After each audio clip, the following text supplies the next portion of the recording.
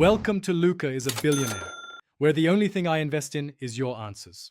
In this video, I will show how to study from module step by step. Start by skimming the entire module to grasp its structure, note the learning objectives, and estimate time per section. This helps you plan focused sessions and prevents last-minute cramming. Choose one small section to begin, set a timer, and gather materials so you study with intention and momentum rather than wandering through unrelated content. Use active reading to turn passive text into lasting understanding by annotating, questioning, and summarizing as you go. This boosts recall and reveals gaps quickly. Read a paragraph, pause, then write a one-sentence summary or explain it aloud. Teaching the material clarifies weak points. Create quick flashcards for facts and concepts, and link ideas across sections so modules feel integrated and manageable rather than isolated pieces of information.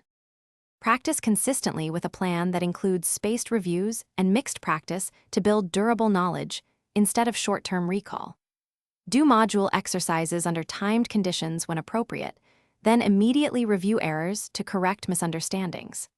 Set short weekly reviews for older sections and longer weekly sessions for new material, so repetition becomes regular and productive rather than frantic, which helps you retain information across the whole course.